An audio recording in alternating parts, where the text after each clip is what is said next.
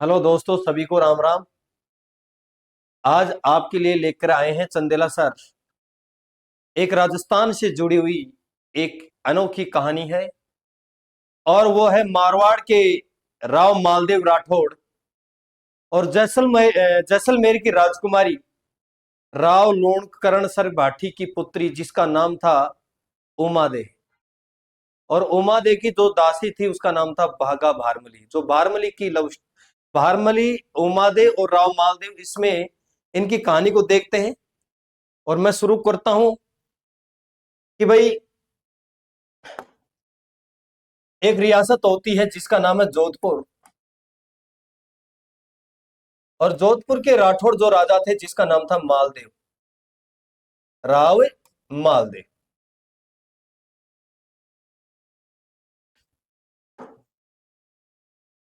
राव मालदेव राठौड़। और जैसलमेर की राजकुमारी का नाम है, राजकुमारी है उमा दे। उमा दे। और उमा दे के संग कौन है? बारमली। ये इसकी दासी है। तो मेरे दोस्तों, क्या होता है कि जैसलमेर बाठी, और बाठी का नाम क्या बताया था? लोणकरण। लोणकरण। लोणकरण बाठी की पुत्री है। लोणकरण बाठी की पुत्री जिसका नाम था उमादे। उमादे की दासी का नाम है भारमली। और जोधपुर के महाराजा राव मालदेव राठौड़ है। तो उस जमाने में बताते हैं कि राव मालदेव राठौड़ ने जोधपुर के आसपास की रियासतों को इन्होंने जीता। जैसे मेड़ता, फलोदी, भादराजून, नागौर, बीकानेर। आपको मालूम है कि राव मालदेव को अस्मत वाला राजा कहते हैं भाई। ताकतवर आदमी था, बड़ा मस्त मोला आदमी है। अच्छा मस्त मोला आदमी है, अच्छे शरीर का था। तो बताते कि 7 फुट की हाइट थी और एक अच्छा खासा शरीर था उसमें। और अस्मत वाला राजा राव मालदेव राठौड़ इतना पावरफुल आदमी था कि जोधपुर के आसपास, मारवाड़ के आसपास के जितने भी छोटे मोटे ठिकाने थे, जिन पर सब पे अधिकार कर लिया। बीकानेर तक के राठौड़ों को नहीं छोड़ा। यही राव मालदेव राठौड़ क्या करता है कि जैसलमेर के पास में ये जो फलोदी आज वर्तमान में जो जिला बन गया है, ये फलोदी पहले भाटियों के पास में था। ये फलोदी पहले भाटियों के पास था। तो राव मालदेव राठौड़ ने अटैक करके उसे फलोदी के ऊपर अधिकार कर लिया। अब फलोदी पे अधिकार किया तो रोहनकर भाटी को बड़ी दिक्कत हुई और अपनी सभी लोगों की मीटिंग बैठाई।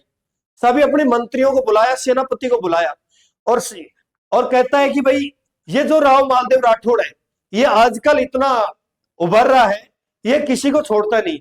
और यहाँ के जितने भी छोटे मोटे ठिकाने, जो भी जितने भी क्षेत्र थे जिन पे राव मालदेव ने अधिकार कर लिए, और मेरे को लग रहा है कि ये जैसलमेर पे भी अधिकार करेगा। फलोदी इसने जीत लिया, बीकानेर इसने जीत लिया, भादराजून, सब आसपास नागौर तक का कोई क्षेत्र नहीं छोड़ा। अब अपना नंबर है, जैसलमेर भाटियों का नंबर है। तो भाटी सोच रहे कि भाई, इस मालदेव का क्या किया जाए, ये तो बहुत बड़ा पावरफुल आदमी है और सही पूछा जाए तो हम सेना लेके उसका मुकाबला भी करें तो भी हम जीत नहीं पाएंगे, क्योंकि मालदेव एक बहुत शक्तिशाली राजा है। जब ये लोग नहीं जीत पाए तो हम कहां से जीत पाएंगे।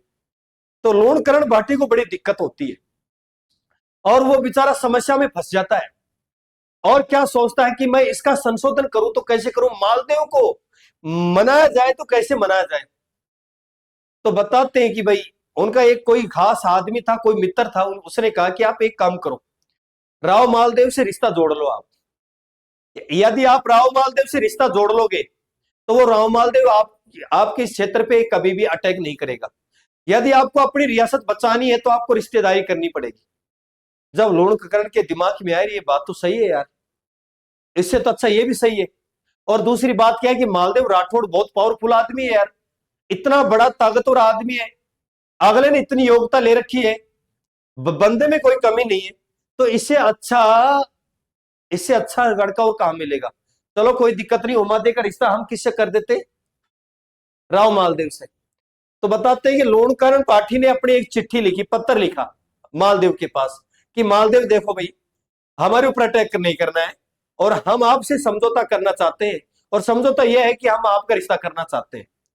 तो मालदीव अब मालदीव राठौड़ क्यों मना करेगा भाई? ऐसे ऑफर को क्यों ठुकराएगा? बहुत अच्छी बात है भाई, जो जैसलमेर की पार्टी मेरे से उमादे का रिश्ता करना चाह रहे हैं, आपकी बेटी का रिश्ता करना चाह रहे हैं, तो कोई दिक्कत नहीं। क्योंकि ये बात कर राव मालदेव राठौड़ को मालूम था कि लूणकरण की भाटी की पुत्री जो उमादे है बड़ी सुंदर है, तो बताते हैं कि उसकी सुंदरता में कोई कमी थी नहीं, और इधर जो लोणकरण भाटी ने वो रिश्ता तय कर दिया। अब इधर से क्या होता है कि ये जो राव मालदेव राठौड़ है, ये जैसलमेर अपनी बारात लेके जाता है, कि ये अपनी बारात लेके गया राजकुमारी उमादे के महल के सामने। जैसलमेर जो पोर्ट है सोनारगढ़ है, उसके जस्ट पास में अपनी सेना का क्या डाल दिया पड़ाव। सेना क्या थी? वो बारात थी उसकी। वो बारात का जो हमारी राजस्थानी भाषा हम कहते हैं कि जनवासा। अब वो जनवासा यानी बाहर जो बारात ठहरती है, तो पहले के जमाने में भाई या तो कोई सरकारी स्कूल होती है, कोई धर्मशाला होती है, कोई ना कोई जगह तो होती है, या तो धर्मशाला हो या कोई सरकारी स्कूल हो। तो आजकल तो जमाना बदल गया, अब तो सब लव मैरिज करते हैं। और दूसरी बात क्या है कि भाई प्रेम विवाह ज्यादा होने लग गए, आजकल माला डलने लग गई, और आजकल मैरिज गार्डन इतने भर गए कि ये सब वो धर्मशाला वाला सिस्टम ही बंद हो गया। तो मेरे दोस्तों क्या होता है कि राव मालदेव राठौड़ अपनी सेना लेके जाता है वहां पर यानी कि वो अपनी सेना को, यानी कि अपनी बारात को वहां रखता है, अपनी बारात को रखता है। तो लूणकरण भाटी की जो बेटी उमा दे, उसकी जो संग की सहेलियां होती है, उनको कहती है कि जाके देखो आप। तो महल की छत पे चढ़ जाती, झरोखे से देखती है, और बताती कि पहले के जमाने में जैसे बारात आती थी, बारात बाहर रुकती थी, जो दूल्हा होता था गांव की सब महिलाएं उसको देखने के लिए चली जाती थी कि भाई यानी कैसा दूल्हा है, सुंदर है कि नहीं है। तो वो उमा देखी जितने भी संघ की सहेलियां थी, उन्होंने देखा राव मालदेव को, बड़ा अट्ठा कट्ठा अच्छा योद्धा था, कोई कमी नहीं थी बंदे में। जाके तारीफें करने लगी, देख मालदेव में तो कोई कमी नहीं है, पावरफुल आदमी है, और शरीर का भी अच्छा तगड़ा अट्ठा कट्ठा आदमी है। उमा देखो उसकी कुछ सुंदरता के बारे में कुछ उसकी तारीफ करती है। अब इतनी देर में उमा दे का मन नहीं रुकता, यार चल मैं भी देख लेती हूँ, मेरा मन नहीं भर रहा है। उमा दे देखने के लिए महल की छत के ऊपर जा रही थी। तो जहां पर छत के ऊपर जा रही थी, जो रास्ता निकलता है, तो वहां पर एक इनका जो महल है दूसरा, उस महल के अंदर उमा दे के पिता लोणकर भाटी और इनकी माता, यानी कि उमा दे के मम्मी पापा बात कर रहे हैं आपस में, और दोनों जोर जोर से चिल्ला रहे हैं, आपस में झगड़ा कर रहे हैं। और झगड़ा किस बात को लेकर था कि लोणकर भाटी ने क्या योजना बनाई कि जैसे महल के अंदर राव मालदेव राठौड़ उमादे से विवाह करने आएंगे, मंडप में जैसे बैठेंगे, और मैं वहीं पर उसका खेल खत्म कर दूंगा। जब उसकी उमादे की माता कहती है कि आपने तो राव मालदेव को शादी का वो भेजा है, लगन साव जो भी है, अपने उसको चुना है, आपका दामाद है, आपकी बेटी का पति है, आपका दामाद है, आप अपनी बेटी के पति को मारोगे, अपने दामाद को मारोगे, ऐसा धोखा क्यों कर रहे हो? जब उसने कहा कि देख, वैसे ईमानदारी से तो इसको मार नहीं सकते, क्योंकि ईमानदारी से तो यह आदमी हमारे को मार देगा। इसमें तो यही होगा कि देख, बात यह है कि बेटी का दूसरी जगह रिश्ता कर देंगे, और इस आदमी का यहीं पर खेल खत्म कर देते कि आगे की समस्या खत्म हो जाएगी, समस्या का समाधान कर देते हैं। जब बताते कि उमा देखिए माँ बार बार यही कहती है कि देख, मेरी बेटी का पति मेरा दामाद है, मेरा जवाई है, मैं उसको मारने नहीं दूंगी। वो कहता नहीं मैं मारूंगा, वो कहती नहीं मार नहीं दूंगी। आपस में तू मैं होती झगड़ा होता है। उमा दे सुन लेती है। उमा दे सोची कि यार ये पापा कैसा है, पहले तो उसको रिश्ता किया, उससे रिश्ता किया हमारा, वो बेचारा बाहर अपनी बारात लेके बैठा है, अब वो अंदर आएगा तो उसको क्या पता कि तेरे साथ धोखा होने वाला है। उमा दे सोची कि यार ये तो देख गलत है, जो जो मेरे लिए चुना है, मेरा जो पति है, मेरे पति तो परमेश्वर भगवान के बरोबर है। तो बताते कि उमा दे ने अपने पति राव मालदेव को बचाने के लिए एक चिट्ठी भेजी, और चिट्ठी कहां भेजी? जहां उसकी बारात ठहरी हुई थी। तो एक चिट्ठी जाती है, और वो चिट्ठी लेके वो पत्थर राव मालदेव के पास गया, और राव मालदेव उसको पढ़ा। उसमें लिखा था कि आप बड़े सावधानी से रहना, आप बड़ी सावधानी से रहना, क्योंकि आपके साथ धोखा हो सकता है, क्योंकि ये षड्यंत्र हमारे पिताजी षड्यंत्र खेल रहे हैं, और आपको धोखे से मारने का षड्यंत्र हो रहा है। तो आप यानी कि आप बड़े सावधानी से रहना। जब वो राव मालदेव कह रहे हैं वैसे तो मेरे को कोई मार नहीं सकता, इतना मैं भी पागल नहीं हूं, फिर भी आपने ये बात कही है तो मैं थोड़ा सावधानी बरतूंगा और ध्यान से रहूंगा। कोई दिक्कत नहीं, नो टेंशन है आप, मैं सावधानी से रहूंगा और मेरे को कोई मारने वाला नहीं। फिर भी चलो आपने आदेश दिया है तो मैं थोड़ा सतर्क रहूंगा। तो बताते कि राव मालदेव अंदर जाता है। राव मालदेव ने अपने 2 बॉडीगार्डों को पहले तैयार कर लिया। बोलो सुनो बात बोल क्या, कि जैसे मेरे फेरे होते हैं कि आप लोन भाटी को अपने संग बैठाना है और उसको खातरदारी करनी है, उसको ढीला नहीं देना है, उसको अपने संग रखना है, जितने मेरे फेरे नहीं हो तब तक। बोल ठीक है। तो बताते जैसे अंदर महल में गए, जैसे मंडप में बैठे, जैसे लूणकरण भाटी अंदर जैसे जाने लगा अंदर महल के अंदर, जब वो 2 उसके बॉडीगार्ड थे मालदेव के, हाथ जोड़ के कहते साहब कहां जा रहे हैं आप तो लड़की के पिता हैं, आपको तो कन्यादान करना है, आपको तो कन्यादान करना है, आप कहां जा रहे हैं। जब बताते हैं कि लूणकरण भाटी बार बार उस बात को कहता है कि नहीं नहीं, कन्यादान में मेरा भाई कर देगा, मेरा बेटा है, मेरे को कोई काम, इमरजेंसी कोई काम है। बोल नहीं नहीं, बोले यहां बैठ, बिल्कुल कोई दिक्कत नहीं, 2 पैक सेक लगाओ, कोई दिक्कत नहीं, आपके लिए बोतल लेके आए यार, नमकीन है, आराम से पियो, खाओ, मस्त मारो यार, लूणकरण जी आप पागल हो रहे हो, कहां जाओगे आप, बैठो यहाँ पर, आपकी बेटी का विवाह हो रहा है, यहाँ अग्नि फेरे हो रहे हैं, आप छोड़ के बग रहे हैं बीच में। तो बताते हैं कि इसके दोनों बॉडीगार्ड उसको बैठा लेते हैं, इसको लूणकरण भाटी को। लूणकरण भाटी बैठता है और वो फेरे धीरे धीरे हो जाते हैं। लूणकरण भाटी को मौका नहीं मिला राव मालदेव को मारने का, और उसके बाद में बताते कि दोनों को विदा कर दिया, और यहां से लूणकरण भाटी अपनी अपनी बेटी को विदा कर देता है। उमादेव और ये राव मालदेव, और उमादेव के संग किसको भेजा गया, उमादेव के संग किसको भेजा गया भाई, भारमली को। भारमली उमादेव के संग भेजा गया और भारमली से संग आ जाती है। तो दोस्तों क्या होता है कि जैसे जोधपुर के महलों में आते हैं और जैसे दूल्हा दुल्हन दोनों आ गए, तो आपको पता है कि ये तो शादी की रस्में होती हैं और ये तो सभी की होती है भाई। तो बताते हैं कि भाई जिस दिन आए थे उससे उस रात उनकी सुहागरात थी। अब सुहागरात की तैयारी हो रही है, तो सुहागरात की तैयारियां चल रही हैं, और इधर से उमादेव सज रही है, परफ्यूम वगैरह लगा रही है, उधर से राव मालदेव जी राठौड़ भी पैक सैक लगा रहे हैं, परफ्यूम वगैरह लगा रहे हैं, पैक सैक लगा रहे हैं। तो बताते हैं कि भाई उधर जो राव मालदेव राठौड़ अपना महल में चले जाते हैं, उसका शाही जो उसका राजा शाही महल था, उनका खुद का पर्सनल महल था, उसमें वो चले जाते हैं राव मालदेव। और राव मालदेव अपने एक सैनिक को कहते हैं भाई जल्दी जल्दी जाओ और आदेश दो अंदर रानियों को कि जल्दी से जल्दी उमादेव को तैयार करके भेजे। अब थोड़ा सा उमादेव को टाइम लग गया, उमादेव को तैयार होने में थोड़ा टाइम लग गया, वो कपड़े वगैरह पहन रही थी। तो उमादेव कहती है अपनी दासी से बारमली को कि अब जाके महल के अंदर राव मालदेव जी को कह दो कि थोड़ा टाइम लगेगा, मेकअप वगैरह कर रही है, परफ्यूम वगैरह लगा रही है, तैयार होके आएंगे, ऐसे थोड़ी 2 मिनट में थोड़ी आ जाएगी, तो आप थोड़ा संतोष रखें, आप जल्दबाजी ना करें। अब बारमली जाती है, अब बारमली जैसे महल में गई, तो आपको पता है कि मालदेव पहले से पैक लगा के साइड था, बिल्कुल पैक उक लगा हुआ साइड था मामला।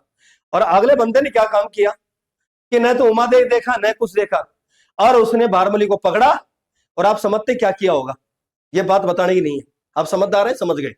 तो बारमली का मामला फिट, किससे, राव मालदेव ने मामला फिट कर दिया, और उधर से राव मालदेव ने फिट किया, कोई दिक्कत नहीं है। अब मामला तो यह बिगड़ गया, बारमली काफी टाइम लगा के आई, अब घंटे 2 घंटे में बारमली निकल के आती, तो बारमली जैसे निकल के आई, तो अब बारमली ऐसे थोड़ी गई हमारे साथ ही होगा।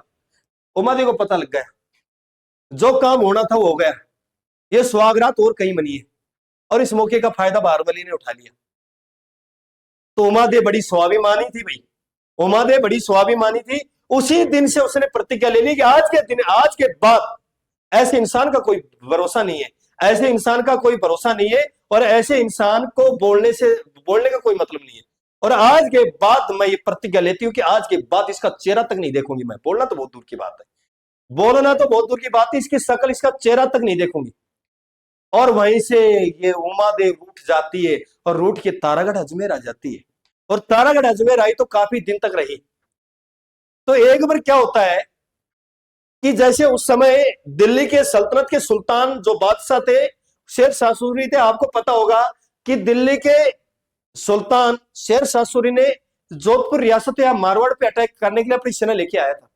जब वो सेना लेके आया था, तो उधर से रूठी रानी उमादेव ने जोधपुर के महाराजा के पास संदेशा भिजवाई थी, उसको सचेत करने के लिए, क्योंकि उसको पता लग गया था, क्योंकि शेर शाह सूरी दिल्ली यानी कि दिल्ली से आ रहा है, और इस मारवाड़ को जीतने के लिए, अटैक करने के लिए।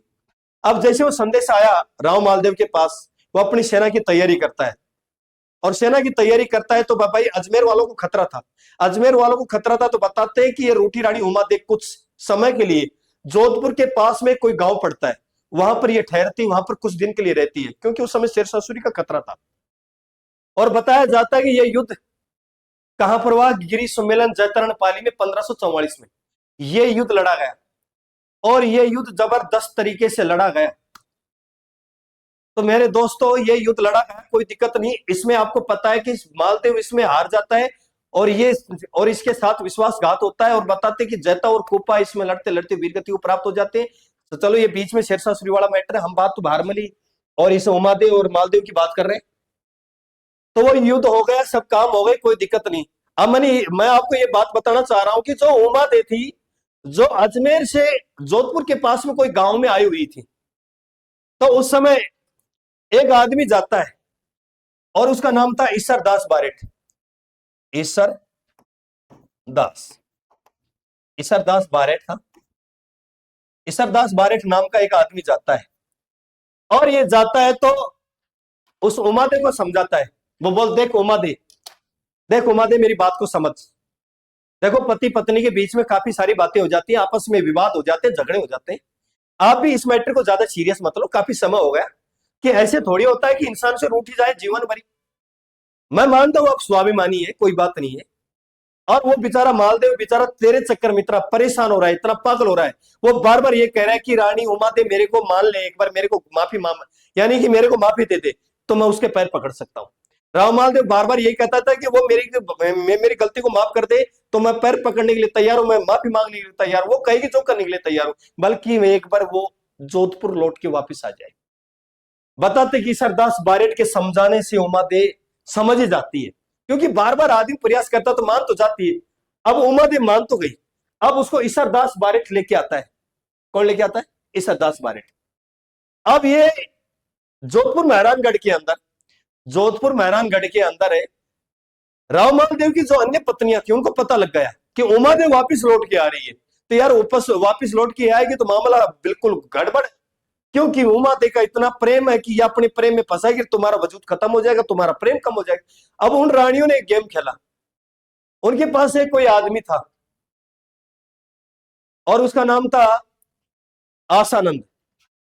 क्या नाम था? आसानंद। आसानंद को भेजा जाता है। अरे किसको भेजा जाता है? आसानंद को। बोला आसानंद जी, बोले हाँ उमा देव वापिस आ रही है, अरे कुछ करो। आसानंद जी ने समझ गया। अब आसानंद जी बाहर महल के सामने खड़ा होके, उमादेव पालकी में बैठी थी, उमादेव को दोहे सुनाना शुरू कर देते हैं आसानंद। तो दोहे क्या सुनाता, ध्यान से सुनना, कि मान रखे तो पीव तज, मान रखे तो पीव तज, पीव रखे तो मान। फिर से सुनना, पीव रखे तो मान तज, मान रखे तो पीव तज। और दो दो, दो दो बंदे ना बंदे एक खंबे ठान। फिर से सुनना, पीव रखे तो मान तज, मान रखे तो पीव तज, दो दो बंदे ना बंदे एक एक खंबे ठान। तो ये मारवाड़ी भाषा है, इसमें थोड़ा दोहा है, समझ जाना। कि पीव रखना है तो मान को तज, पीव का मतलब पति होता है, कि पति को रखना है तो मान तजना पड़ेगा, और मान को रखना है तो पति को तजना होगा। दोनों चीज कभी साथ नहीं मिल सकती मेरे मित्रों। कि पति को त्यागना है तो सम्मान को रखना पड़ेगा, और सम्मान को त्यागना है तो पति को रख ले। दो दो बंदे ना बंदे एक एक खंबे ठाण। दो बंदे का मतलब दो दो हाथी एक खंबे के कभी नहीं बन सकते।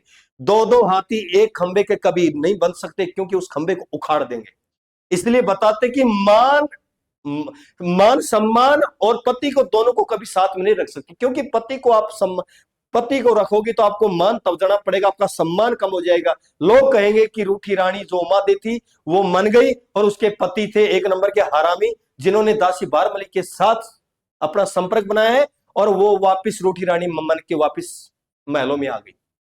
तो बताते हैं कि सोया हुआ स्वाभिमान उमादे का फिर से जाग गया कि मैं पीव को तज दूंगी, मान नहीं तजूंगी। ये वापिस चली जाती है। तो वापिस चली जाती तो कुछ समय के लिए अपने खुद के इसके जो उमादे का ननियाल था केलवा, केलवा चली जाती है। अब केलवा मेवाड़ में पड़ता है, केलवा चली जाती है कौन, उमा दे अपने ननियाल में, और वहां रहना शुरू कर देती है। तो बताते कि जिंदगी भर ये मालदेव कोशिश करता है, वो नहीं मानती है, और आखिरी में मालदेव की मृत्यु हो गई। और जैसे मालदेव की मृत्यु हुई तो ऐसा बताते हैं कि केलवा के अंदर ये रूठी रानी उमा दे ने अपने पति की पगड़ी मंगवाई थी कि मेरे पति की पगड़ी लाओ, वो कैसा भी है, बल्कि मैंने मेरा पति धर्म बड़े अटल से निभाया है और मैं उसकी पगड़ी के साथ सती होना चाहती हूं। तो मैं मेरे दोस्तों बताते हैं कि राव मालदेव की पगड़ी के साथ वो उमा दे सती हो जाती है। इसको मारवाड़ी भाषा में कहते हैं अनुस्मरण, कि कोई पत्नी अपने पति की वस्तु के संग, उसकी वस्तु के संग जब सती होती है, उसकी तलवार हो या कोई पगड़ी कोई निशानी हो, उसको अनुस्मरण कहते हैं। अब ये बात यहां नहीं रुकती है, ये था इनका रोटी रानी उमादे और मालदेव का वो सती होने का। अब बीच में एक थोड़ा सा मैटर आता है, और वो मैटर कौन सा है, बारमली का। अब ये जो बारमली है ये बड़ी कमाल की है। तो ये उस समय की कहानी जब उमादे तारागढ़ अजमेर रहा करती थी और मालदेव जोधपुर में रहा करता था। तो एक बार क्या होता है कि बारमली को अपने गांव की याद आ जाती है, बारमली को अपने गांव की याद आती है, और बारमली कुछ समय के लिए जैसलमेर चली जाती है। अब जैसलमेर जाती है तो बताते कि जैसलमेर में जैसे गई तो जैसलमेर में एक जो राजा का लड़का है, लोहगढ़ भाटी का पुत्र, इसका बेटा था। अब ये इसके दो तीन रानियां थी, याद रखना। जैसलमेर के भाटी जो राजा है, लोहगढ़ की मृत्यु तो हो गई, उसकी जगह उसका बेटा गद्दी पर बैठ जाता है, उसके तीन रानियां होती है। अब वो जो राजा है जैसलमेर का जैसलमेर का जो राजा है वो बारमली के इधर उधर घूमता है, क्योंकि बारमली बड़ी सुंदर महिला थी, बारमली बड़ी सुंदर थी। अब बारमली के इधर इधर घूमे, निशानाबाजी करे, कोशिश करे, तो उन तीनों रानियों को शक हो गया ये बारमली, पहले तो मालदेव का घर उजाड़ दिया इसने, ये बारमली ने पहले तो मालदेव का घर उजाड़ा, उमादे का घर उजाड़ा, अब हमारे चक्कर में पड़ी हुई है, ये हमारे पति की संख्या कर रही है। तो उन तीनों रानियों ने दिमाग लगाया कि यार ये तो गलत है, ये बारमली इधर भी मौका झांक रही है, और हमारा जो आदमी है इस बारमली के इधर उधर घूम रहा है, तो इस बारमली का यहां से कोई ना कोई काम करना पड़ेगा। तो मेरे दोस्तों याद रखना क्या होता है कि उन तीनों रानियों ने संदेशा भिजवाया, और संदेशा किधर भिजवाया, संदेशा भिजवाया कोटड़ा, और ये कोटड़ा पड़ता है बाड़मेर में, ये कोटड़ा बाड़मेर में पड़ता है। ये कोटड़ा जो है, कोटड़ा की जागीरी कोटड़ा बाड़मेर में पड़ता है, और कोटड़ा का रहने वाला था बागा, कोटड़ा का कौन था, बागा, और बागा की बहन का ससुराल था जैसलमेर। और याद रखना कि बागा की बहनों ने बागा के पास संदेशा भिजवाया और बताया कि आप जल्दी से जल्दी आओ, आपसे कोई काम है, आपसे कोई जरूरी बातें करनी है। तो बागा ऊंट पे बैठता है, और बताते कि बागा उस जमाने का सबसे बड़ा लुटेरा और डाकू आदमी था, अरे खतरनाक डेंजर आदमी था ये बागा। बागा दौड़ा दौड़ा आता है अपने ऊंट के ऊपर बैठकर, और आके जैसलमेर में अपनी बहनों से पूछता है कि बहन क्या बात है, कोई संकट है, किसी ने कुछ किया है, या कोई प्रॉब्लम है तो बताओ, मैं अभी 2 मिनट के अंदर फैसला कर देता हूं। ये बागा आपके लिए जान भी दे सकता है, मेरी बहनों के साथ कुछ नहीं होना चाहिए। जब उन्होंने बहनों ने कहा कि भाई बात यह है, हमारे को बताते भी शर्म आती है, आप भैया रह गए, हम भैया को कह तो नहीं सकते, बल्कि देख बात यह है, जो तेरा जीजा है ना, बोला वो भारमली के चक्कर में फंसा, और भारमली तेरे जीजे के जाल को फंसा रही है, भारमली तेरे जीजे को फंसाने में लग रही है, और वो उसके चक्कर में घूम रहा है। देख पहली बात तो ये भारमली ने मालदेव और जो हमारी जो ननद थी वो उमा दे, उसका घर तो उजाड़ दिया, ये हमारे चक्कर में लग रही है कि भैया तू कुछ ना कुछ कर। बोले एक काम कर, बोल क्या, कि कल सुबह तू जल्दी यहां जाएगा, जल्दी निकलेगा, तो एक काम करना कि भारमली हमारी जगह तेरा टीका, एक मारवाड़ी पश्चिम राजस्थान में एक रस्म होती है कि भाई बहन के ससुराल में जाता है, तो जब वो वापिस लौटता है तो बहन उसके क्या निकालती है, तिलक। तो हम तिलक निकालने के लिए नहीं आएंगे, हम भारमली को भेज देंगे, और भारमली जैसे तिलक निकालने आए और उसको ऊंट के ऊपर बैठा के उसको ले जाना। बागा सोचा कि ये तो कोई दिक्कत नहीं, मेरा बायां हाथ का खेल है। अगला दिन होता है, अगला दिन होता है, और सुबह जल्दी उठा और कहता है कि मेरे को कोई जरूरी काम, इमरजेंसी है, कोई समाचार है। समाचार आया है मेरे पास, कोई संकट है, कोई परेशानी है, तो बहाना बनाता है और वो जस्ट ऊंट पे बैठता है। तो उसके जितने भी वो जीजे वगैरह और भी रिश्तेदार लगते हैं वो कहते हैं कि इतने जल्दी क्यों जा रहे हो साहब, सुबह के अभी तो 5-6 बजे, थोड़ा आराम से खाना पीना खा खू के जाते हैं आराम से। अब ये बागा कहता है कि नहीं मेरे को इमरजेंसी काम है, जल्दी जाना है। बोलो ठीक है, बोले एक काम कर, बोल क्या, कि आप तिलक तो निकलवा लो। अंदर जाके महलों में कहते हैं कि वो रानियों को कि भाई तुम्हारा भैया जा रहा है, तुम्हारा भाई जा रहा है, उसके तिलक तो निकाल दो। उन्होंने कहा कि बारमली बोला आप ना तो के तैयार है, हमारे को नहाने धोने में थोड़ा टाइम लगेगा, कपड़े भी नहीं पहन रखे हैं, ऐसे ही हैं, तो आप एक काम करो कि आप बिल्कुल तैयार है ना धो के, बोले एक काम करो कि ये काम तो तुम भी कर दो, कोई दिक्कत नहीं है, हमने किया तुमने किया एक ही बात है। बारमली बोलती बिल्कुल क्यों नहीं, मैं निकाल दूंगी तिलक। अब बारमली वहां से जाती है और बारमली जैसे बागा के तिलक लगाने की कोशिश करती है और बागा उसको हाथ पकड़ता है, ऊंट के ऊपर बैठा लेता है। अरे ऊंट के मारा छोटा भाई साहब बताते कि 100 की रफ्तार पे ऊंट दौड़ता है, और दौड़ता है तो बागा ने बारमली से ऐसी ऐसी बातें की और बताते कि बागा और बारमली का दोनों का प्रेम हो गया फिर से। ध्यान रखना ये बात बड़ी अजीब है कि बागा और बारमली का दोनों का प्रेम ऐसा हुआ कि तो 1-2 दिन में दोनों ऐसे सेट हो गए कि बागा और बारमली का प्रेम हो गया। और वो बारमली किसको भूल गई, मालदेव को। अब वो समय जैसे ज्यादा हुआ, अब राव मालदेव राठौड़ को पता लगा कि तेरी बारमली जो थी उसको कौन लेके यानी कौन लेके चला गया, बागा। और बागा कहा है, कोटड़ा बाड़मेर में। तो मालदेव ने कोटड़ा के ऊपर अटैक करने के लिए अपनी सेना की तैयारी करता, उस बागा के ऊपर अटैक करने के लिए। क्यों, उसकी बारमली को लेके गया वो। अब कारण क्या होता है, अब कुछ लोग उसको समझाते राव मालदेव को, यार तू क्यों उसके चक्कर में पड़ रहा है, क्योंकि जो बारमली वो दासी है यार, कोई रानी तो है नहीं, वो दासी है, दासी के चक्कर में तू सेना लेके जाएगा, 100-200 आदमी उसके मरेंगे, 200-400 आदमी तेरे मरेंगे, फालतू में क्यों वो कर रहा है, क्यों बारमली दासी के चक्कर में पड़ रहा है। तो राव मालदेव सेना को तो कैंसिल कर देता है। अब वही राव मालदेव राठौड़ किसको भेजता है, आसानंद को। ये आसानंद कौन था, जो उमा देव को दोहा सुनाया था। और दोहा आपको पता है कि मान रखे तो पीव तज, पीव रखे तो मान। ये वही आदमी था कि उमा देव के सोए हुए स्वाभिमान को फिर से जगा दिया था। तब मालदेव ने आसानंद को कहा कि यार तू एक काम कर, जिस प्रकार उमा देव के सोए हुए स्वाभिमान को तेने जगाया है, उसी प्रकार आप ही ऐसे इंसान हो, भारमली को वापस ला सकते हो। आसानंद को कोई दिक्कत नहीं, मैं कर दूंगा ये काम, नो टेंशन। अब क्या होता है कि आसानंद जोधपुर से कहा जाता है कोटड़ा बाड़मेर, बागा के घर चला जाता है। और बागा एक नंबर का वो था, लुटेरा उस समय का, बागी आदमी था। अब पता लगा बागा को कि जोधपुर रियासत से या जोधपुर राजघराने से कौन आ रहा है, आसानंद। तो उसको जैसे पता लगा तो वो दौड़ा दौड़ा आया, और दौड़ा दौड़ा आया तो उसके पैरों में गिर गया। बोले आसानंद जी आप तो बहुत महान है, अरे आप तो बहुत बड़े आदमी हो कि आप हमारे को बताते, हम खुद मिलने के लिए आए, आ जाते आपके पास, चलो कोई दिक्कत नहीं, आप घर चलो। और घर जैसे आसानंद जाता है, आसानंद की इतनी खातर करता है, इतनी खातर करता है। बोला आसानंद जी क्या चाहिए, आप कहो तो बोतल वगैरह मंगवाए, आप कहो तो यानी कि आपको मदिरा वगैरह जो भी चाहिए जो बता दो, कि दारू चाहिए, आपको ठंडा नमकीन चाहिए। तो बताते कि बागा ने आसानंद की इज्जत करने में कोई कमी नहीं छोड़ी, इतनी इज्जत किया, इतना सम्मान किया। आसानंद जी जो भूल गए बारमली को भी लेके चलना है, क्योंकि बारमली ने भी आसानंद की अच्छी खातरदारी की, अच्छा सम्मान दिया, अच्छी इज्जत की। तो बताते कि आसानंद वहीं रह गए कोटड़ा, और बारमली को लेके नहीं गए। तो मेरे दोस्तों आगे क्या होता है कि जो बागा और बारमली है, बागा और बारमली के ऊपर अटैक करता है राव मालदेव। और राव मालदेव ने ऐसा अटैक किया कि बताते बागा और बारमली दोनों वीरगति को प्राप्त हो जाते हैं।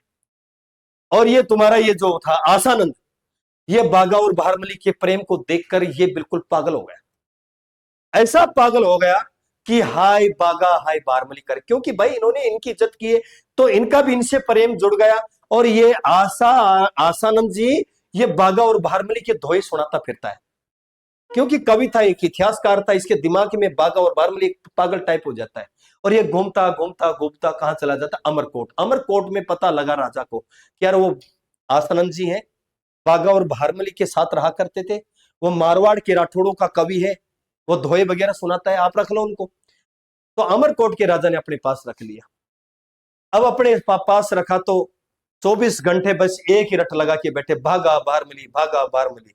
अमरकोट का राजा सोचा कि यार वो भागा एक नंबर का हरामी, एक नंबर का लुटेरा, ये उनको हमेशा क्यों याद रखता है। तो समस्या ये होती है कि लास्ट के अंदर कि वो जो बागा है, वो बागा का जो मैंने बताया था कि आसानंद जी है, आसानंद जी की लास्ट में मृत्यु कहां हो जाती है, अमरकोट के अंदर, क्योंकि वो अमरकोट का राजा आसानंद को मार देता है। तो मेरे दोस्तों याद रखना, यहां पर ये कहानी बारहमली से शुरू होती है और बारहमली पे ही खत्म होती है। ओके, थैंक यू, धन्यवाद। और कल अगली ही क्लास में मिलेंगे कोई ना कोई नई कहानी लेकर।